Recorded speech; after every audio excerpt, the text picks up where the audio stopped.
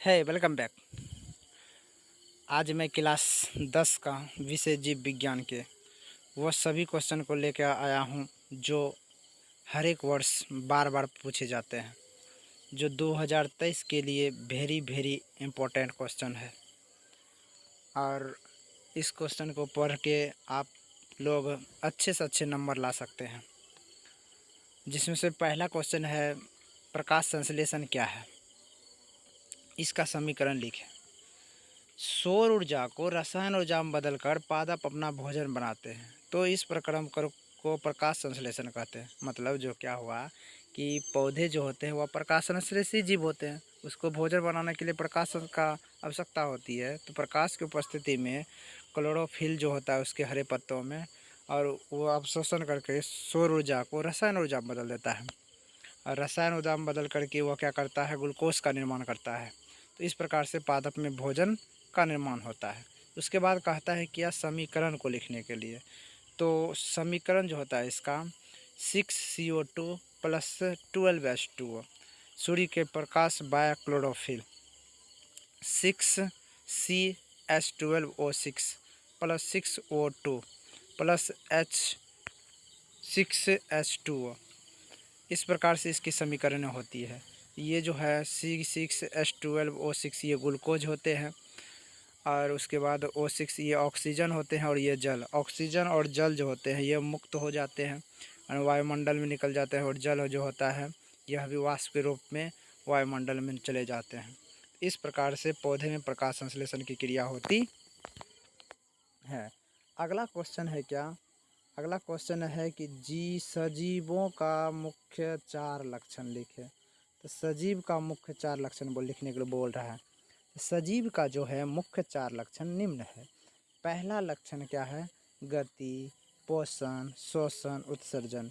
ये सभी क्या है, सजीवों का मुख्य लक्षण होते हैं। सजीव में गति होती है, पोषण करता है सजीव, और श्वसन करता है, उत्सर्जन करता है। उसके बाद अगला क्वेश्चन है कि पित्त क्या है, मनुष्य के पाचन में इसकी क्या भूमिका है? वैसे बोला जाए तो पित्त जो होती है हमारे यकृत में होते हैं, और उसमें क्या होते हैं, पित्त रस होते हैं जिसमें रासायनिक तत्व होते हैं जो पाचन में सहायक होते हैं। तो इसको हम इस प्रकार से देख सकते हैं, पित्त मुख्य रूप से भोजन के पाचन में भाग नहीं लेता है, लेकिन इसमें विभिन्न प्रकार के रसायन होते हैं जो पाचन की क्रिया में सहायक होते हैं। अगला क्वेश्चन है, मछली, मच्छर, कछुआ और मनुष्य के मुख्य श्वसन अंगों के नाम लिखें। यानी मछली, मच्छर, कछुआ, मनुष्य के मुख्य श्वसन अंग इस प्रकार हैं। मछली के श्वसन अंग गिल्स होते हैं। केंचुए के श्वसन अंग जो होते हैं वह त्वचा होता है। उसके बाद मनुष्य के श्वसन अंग होते हैं फेफड़ा, और मच्छर के होते हैं वायु नलिका। इस प्रकार से ये सारे जीवों के श्वसन अंग होते हैं जिसके द्वारा वह सांस लेते हैं, ऑक्सीजन ग्रहण करते हैं।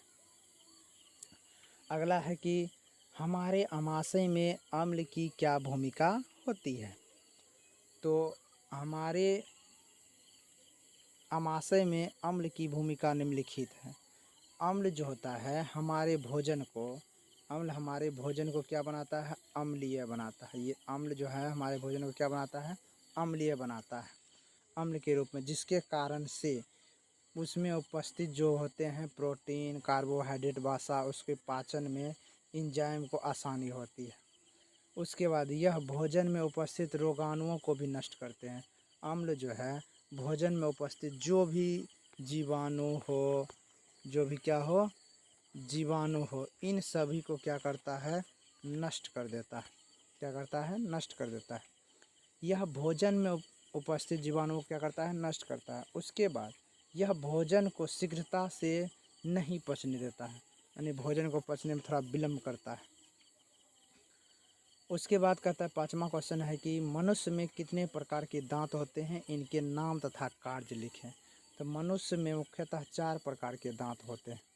मनुष्य में मुख्यतः 4 प्रकार के क्या होते हैं, दांत होते हैं। पहला मान लो कतरनक, यह काटने का कार्य करता है। दूसरा अग्रचवर्णक, यह चबाने का कार्य करता है। तीसरा क्या है, चवर्णक, यह भी चबाने का काम करता है। रदरनक, यह क्या करता है, चीरने फाड़ने का कार्य करता है। इस प्रकार से मनुष्य के ये चारों दांत का अलग अलग कार्य होता है। उसके बाद अगला कह रहा है क्वेश्चन क्या, लसिका क्या होता है, इसके कार्य का वर्णन करें। लसिका यह एक रंगहीन, गलत है यहाँ रंगहीन हो चल, रंगहीना लिखा गया है, यहाँ रंगहीन पदार्थ होते हैं जिसमें आरबीसी की अनुपस्थिति के कारण इसका रंग हल्का पीला होता है। यानी लसिका में आरबीसी नहीं होते, यानी लाल रक्त कणिका नहीं होती है, जिसके कारण इसका रंग पीला होता है। इसका कार्य निम्न है, यह शरीर के पोषक प्रक्रिया में भाग लेते हैं, यानी इसमें जो होते हैं पोषक तत्व कम मात्रा में होते हैं और यह उस जगह पहुंचते हैं जहां रक्त नहीं पहुंच पाते हैं। यह एक दिशीय गमन करते हैं, यानी नीचा से ऊपर की ओर क्या करते हैं, गमन करते हैं। यह एक दिशीय गमन करते हैं, मतलब रक्त जो होते हैं वह सभी दिशाओं में गमन करते हैं, परंतु ये लसिका जो है एक ही दिशा में गमन करते हैं। यह लसिका ग्रंथि उपस्थित लसिका कोशिका की सहायता से शरीर के ऊतकों से प्रभावित रोगाणुओं को भी मारते हैं। तो शरीर के ऊतक में जो प्रभावित कोई रोगाणु होता है उसको भी नष्ट करता है। तो लसिका की कार्य इस प्रकार की होती है। उसके बाद अगला क्वेश्चन है कि उत्सर्जन की परिभाषा दें, उत्सर्जी पदार्थ क्या है, यानी उत्सर्जन की परिभाषा दें और उत्सर्जी पदार्थ कौन होते हैं उसके बारे में बताएं। तो जीव शरीर में उपापचय क्रिया के फलस्वरूप उत्पन्न अपशिष्ट पदार्थ को बाहर निकालने की क्रिया को उत्सर्जन करते हैं। जैसे हमारे शरीर में अपशिष्ट पदार्थ बना, भोजन खाने के बाद जो भी हमारे शरीर में लगने का होगा वो लग गया, और उसके बाद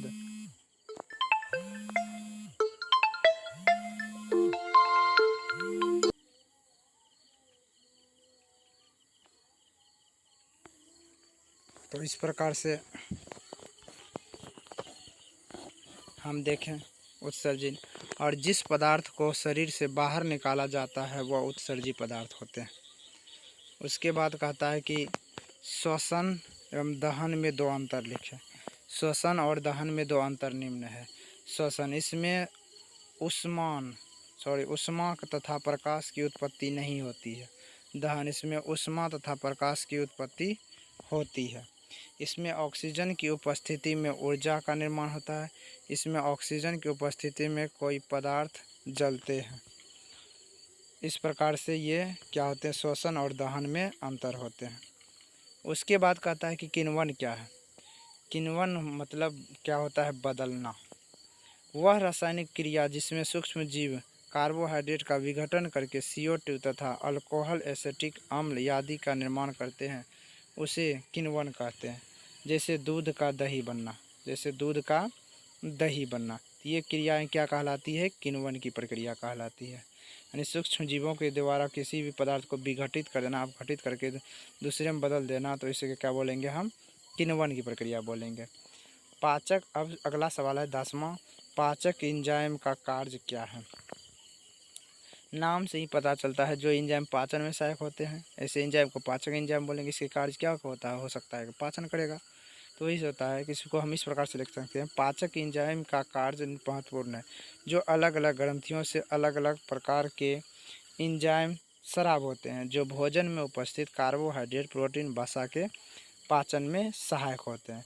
आज कुल मिलाकर के हम 10 VVI क्वेश्चन का अध्ययन किए, और इन सभी क्वेश्चन को ध्यान से पढ़ें और अच्छे से अध्ययन करें, और इस वीडियो को जहाँ तक हो सके सब्सक्राइब करें, शेयर करें, ताकि आगे बच्चे को भी ये क्वेश्चन पढ़ने को मिले।